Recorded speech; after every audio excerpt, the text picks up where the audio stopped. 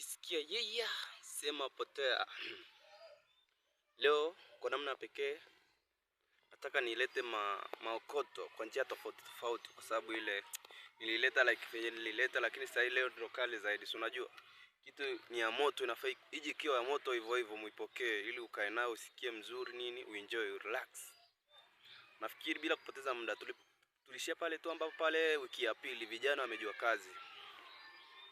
kazi wanaijua, yani so unajua, yani hata kupita chochoroni nje ya mstari wanatoka, lakini wanarudi kwa wakati. Kila mtu anajua akipata ndo hivyo, akipata ndo hivyo. Kazi ilienda vizuri. Sasa kuna mahali panapoitwa mshahara. Vijana, siku ya kwanza unakumbuka picha ya maokoto kabisa wakati naileta kwako hiyo, hiyo video. Maokoto walienda kazini wakaokota, then mimi nikakusanya.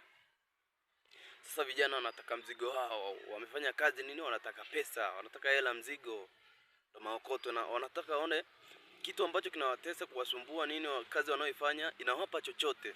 Maokoto wanataka nao maokoto yao. Kumbuka mimi ndo bosi wao, lakini hawajui. Sasa nilipogundua wanataka mshahara, hela ipo nini, mtonyo upo, kila kitu, nikawaita vijana wale si wanapenda starehe,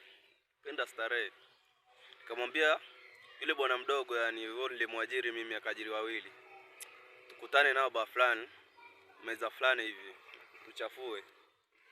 Jamaa akaja pale nini, tukaanza kuchafua. Nikawalipia nini, pombe nini, vijana hawana haya wale. Vijana hawana haya. Paka ilifika mbele yangu sasa, naona wanaleta tabia mbaya kutaka wanawake. Na bosi mkubwa bado nipo, na maana hawaniheshimu. Nilipoona vile basi nikachukia, ila sasa ndo kazini. Sasa vijana wape uhuru, usije kwa sababu sio mfanyakazi wako tu eti umnyima hata uhuru wa kutoka barabarani. Hapana, kwanza wewe ndo unachangia achepuke na mume wako. Wakatumia starehe pale nini. Mwamba kaniambia anataka maokoto walipe wanae. Jana wangu wa kazi anataka mshahara. Kwanza nikamchapa pesa kwa dharau tu mezani pale, kwa siri bila wao kujua, kwa njia ya M-Pesa.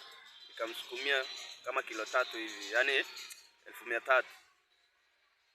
Akaenda kulipa bili zote pamoja na yangu, japo vijana hawana time na mimi, wananiona tu kama mteja ambaye yuko tu pale, wamemkuta kwenye kiti. Kwa hiyo hana mambo mengi, hawanijui siwajui. Hawanijui mimi nawajua, lakini mimi najifanya pia na mimi hivyo hivyo siwajui. Starehe nini pale, nikampa jamaa mshahara, akaenda kulipana nao. Ona makoto fenye naenda. Vijana walipoona mshahara ni mtamu, ni mzuri, kwa sababu ni hela ya maana. Tulikuwa tunafanya kazi kubwa kupigia pesa ya maana, inaitwa bingo. Wakaanza kupendeza nini, kila kitu nini, wanaonekana mastaa. Hawafanyi kazi, wakuti kazini, yani hujui muda wao wa kazi. Kama umewafuatilia sana, ukitaka kujua katika maskani yao wanaoishi pale, ukitaka kujua jamaa anafanya kazi gani, utasikia tu masaa ikifika, masaa yale ya kazi sasa, muda wa kazi umefika, unasikia tu wanaambizana. Si wanakaa wale wanakaa wawili, si wanajua na sheria ya kazi pia wanaijua, wanaambizana twende zetu mjini.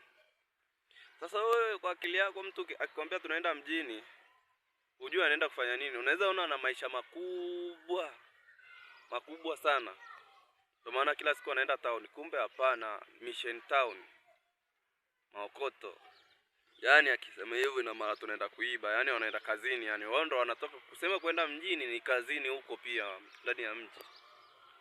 Maokoto nafanya kazi nini, wanajipanga kazini nini, connection sigino zote wanazo nini. Bosi wao mimi mfalme, napita nyuma. Saa nyingine nawaringisha, sababu najua balalao litakuja tu. Mimi nishapiga mahesabu. Sasa mimi mahesabu yao mbele mwanzo mwisho mimi ninayo. Hata utakuja kuona mahesabu yao siku ambayo sasa wataenda kuiba. Wapite ile skodi ya kwanza sasa ya wizi, ile wapite hola. Kumbuka mimi huko nyuma na kuagawa mwisho huko. Ina maana wazunguke hadi waje wanikute mimi wa mwisho. Alafu sasa ukuta ninalo lile begi hapa, naweka huko mazagazaga yote yale manini wale mavitu ambao wanadokoaga huko. Ifike mahali wanataka lile begi langu kuliiba. Unafikiri nini kita happen ama nitafanya nini hapa? Itafute sehemu ya tatu. Kitu kimetulia. Kitu kimetulia. Ni story ambayo imetulia. Tafute sehemu ya tatu. Nitaangalia kama mtakavyopokea hii. Nitaitupa kesho kama si jioni. Mimi sidanganyi. Story nawapa nini? Lakini usisahau kikubwa zaidi, kikubwa kuliko vyote ni support. Support maokoto, ndo maana unasikia pale anasema toa sadaka, fanya nini, changia hichi. Mimi sijaomba mchango. Nimeomba tu ku comment, ku like na lile neno sasa lile la kwenu na kusubscribe.